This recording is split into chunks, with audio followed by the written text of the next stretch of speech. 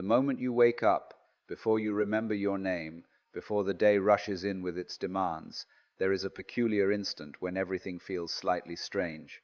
I want to begin right there, because in that fleeting moment, reality has not yet been explained away. It has not been labeled, measured, or put back into its familiar boxes. It is simply happening. And that strangeness you feel is not a mistake, it is the truth peeking through. Have you ever noticed that moment when you wake up and the world feels unfamiliar, almost unreal, as if you are seeing it for the first time? If you've felt that, even once, tell me in the comments below. I'm curious how many of you recognize this quiet shock of being alive. You see, we are trained from childhood to ignore that feeling as quickly as possible. We leap out of bed into our names, our jobs, our worries, our plans. We rush to reassure ourselves that everything is normal, predictable, and under control. But that strange sensation, that subtle disorientation, is the sound of the universe clearing its throat. It is existence saying, "Pay attention." Every morning you wake up into a miracle you no longer question. You exist, you are conscious, you are aware. And yet we treat this as background noise, as something obvious, when in fact it is the most extraordinary event imaginable. There is no scientific explanation that tells you why it feels like something to be you. There are descriptions, yes, but no explanation. That mystery remains untouched. I want you to consider this seriously. The feeling that something is off when you wake up is not anxiety, and it is not confusion. It is the mind briefly free from its own habits. For a few seconds, you are not defending an identity. You are not performing a role. You are simply here, and that is deeply unsettling to a culture that survives by pretending it knows exactly what is going on. We live in a society addicted to certainty. We demand clear answers, fixed meanings, permanent identities. But reality is fluid. It is moving. It is playful. And when you wake up and everything feels strange, that is reality without the mask. That is life before you impose language and memory upon it. Think about it carefully. The world you believe you live in is largely a mental construction. You call a chair, a wall, yourself a self, but these are labels, conveniences, not facts. The moment you wake up, before the labels reassemble, you catch a glimpse of the raw process underneath. And that glimpse feels strange because it doesn't fit the story you've been telling yourself. Now here is the important point, and I want you to reflect on this rather than simply agree with it. Awakening is not about adding knowledge. It is about noticing what you habitually ignore.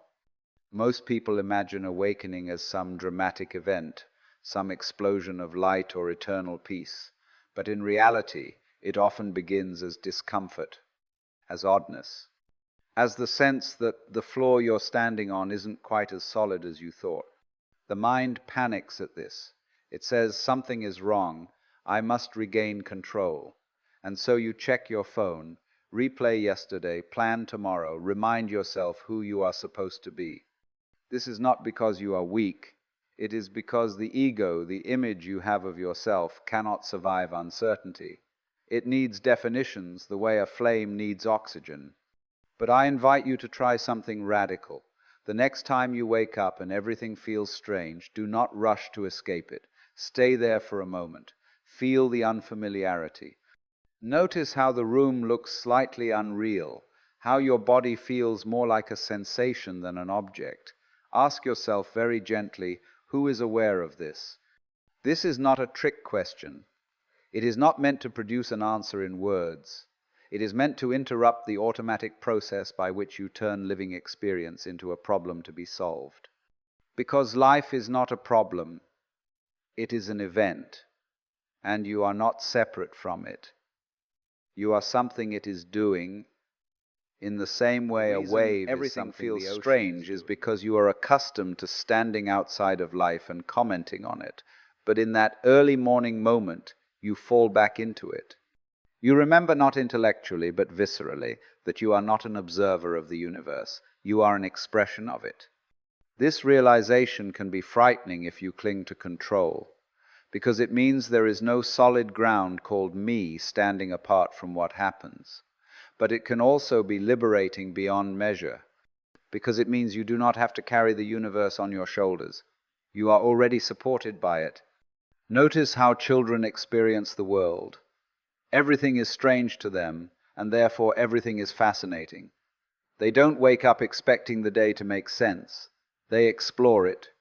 But adults have traded wonder for certainty, and certainty is a very dull substitute. I am not suggesting that you abandon responsibility or stop planning. I am suggesting that you stop confusing your plans with reality. The strange feeling when you wake up is reality before rehearsal. It is existence without makeup. And if you can learn to trust that feeling instead of fleeing from it, you begin to live with a deeper sense of ease. Here is a simple fact. The universe is not obligated to make sense to you. And the moment you stop demanding that it does, it becomes astonishingly beautiful. You realize that not knowing is not ignorance, it is openness. So when you wake up and everything feels strange, do not say, "Something is wrong with me." Say instead, "Something real is happening." That moment is an invitation to step out of mechanical living and into direct experience. We are taught from a very early age to mistrust that strangeness. The moment a child stares too long into space, asks an unanswerable question, or wonders aloud why anything exists at all, we rush in with explanations. We say, "Don't think about that," or "That's just how things are." Not because we are cruel, but because we are uncomfortable. We have forgotten how to live without answers. Society does not train you to be awake. It trains you to be functional. It rewards predictability, obedience, and the ability to repeat yesterday with minor improvements. And so the strange feeling you have upon waking is quickly labeled as unproductive, impractical, or even dangerous. You are encouraged to suppress it and get on with your day. But notice this. The very people who change the world, artists, philosophers, mystics, inventors, are those who never fully recovered from that strangeness. They never quite accepted that reality was supposed to be obvious. They kept asking questions that had no final answers. And instead of becoming paralyzed by that, they became alive. The fear of strangeness is really the fear of losing control. Because when things feel unfamiliar, the ego has no script. It cannot say, "I know who I am, I know what this is, I know where this is going." And the ego equates that loss of narrative with danger. But this is a misunderstanding.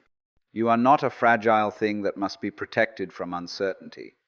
You are uncertainty itself, dancing. You are the process by which the universe explores its own possibilities. And when you wake up feeling strange, you are briefly aware of that fact before the mind rushes in to restore order. Consider how much of your life is spent rehearsing the same story. You wake up, you remember who you think you are, you remember what you think the world is, and then you act accordingly. This repetition gives the illusion of stability, but it also creates exhaustion, because maintaining an identity is hard work. That exhaustion you feel, the deep, nameless tiredness, is not always from doing too much. Often it is from pretending too much, pretending that you know, pretending that you are in control, pretending that life is something you must manage rather than something you are part of. The strange feeling is a crack in the performance. It is the moment the actor forgets his lines and realizes he is on a stage. And for a brief second there is freedom. Because if this is a play, then you are allowed to improvise. Now, I want to make something very clear. Awakening does not mean drifting through life in a fog, detached and passive. That is another misunderstanding. True awareness makes you more precise, not less. More responsive, not indifferent. When you are no longer obsessed with protecting an image of yourself, you can actually meet life as it is. The problem is not that the world is confusing. The problem is that you demand it be simple. You want clear divisions, right and wrong, success and failure, self and other. But reality refuses to cooperate. It is ambiguous, paradoxical, and playful. And the sooner you stop resisting that, the sooner you begin to flow with it. Think of music. Music only exists because of tension and release, silence and sound. If everything were resolved all the time, there would be no melody. In the same way, the strangeness you feel is the unresolved chord of existence, and instead of rushing to resolve it, they want peace of mind. But what they usually mean is silence, the absence of uncertainty, the absence of questions. Yet a completely silent mind would be unconscious. Real peace is not the elimination of mystery. It is comfort with mystery. When you wake up and everything feels strange, your first impulse may be to reach for distraction, to fill the gap with noise, information, and stimulation. But I invite you to experiment. Stay with the gap. Breathe. Let the feeling expand instead of contract. Notice that it does not harm you. In fact, it reveals you. Ask yourself this: if you were not constantly explaining yourself to yourself, who would you be? This is not something you can answer logically. It is something you discover by allowing experience to unfold without commentary. The strange feeling is not a sign that you are lost. It is a sign that you are not clinging. And not clinging is the beginning of wisdom. Because everything you cling to, identities, beliefs, expectations, eventually changes or disappears. And if your sense of self depends on those things, suffering is inevitable. But if you can learn to rest in the strangeness, to see it not as a problem but as a doorway, something remarkable happens. Life feels lighter, more fluid. You stop taking yourself so seriously, and paradoxically, you begin to live more fully.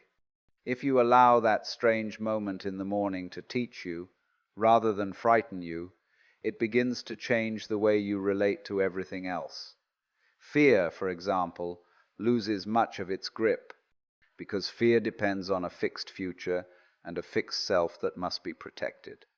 But when you see, even briefly, that both are fluid, fear has nothing solid to hold on to. Most anxiety is born from the insistence that tomorrow must make sense today. You try to pre-live your life in your head, rehearsing outcomes, defending against imagined threats. But in the strange clarity of waking, you realize something quietly profound. The future is not real yet, and the past is no longer happening. There is only this, and this is strangely enough. Time itself begins to loosen. You notice that the present moment is not a thin line between past and future, but a vast field in which everything appears. The ticking clock is a convenience, not a dictator. And when you stop living as though time is chasing you, you discover that you have always had enough of it. This does not mean you become careless. It means you become accurate.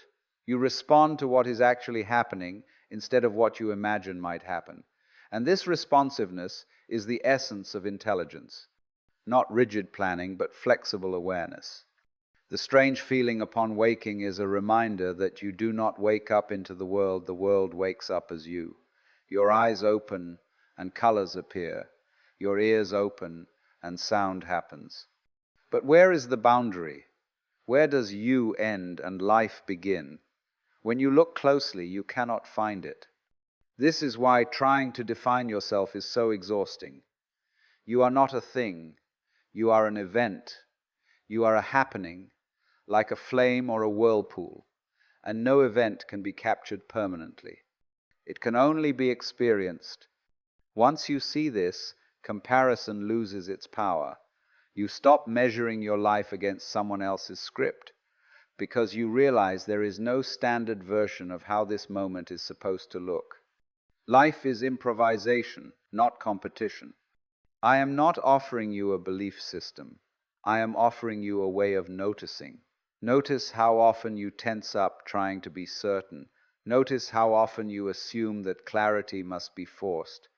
And notice how, when you relax into not knowing, clarity arrives on its own.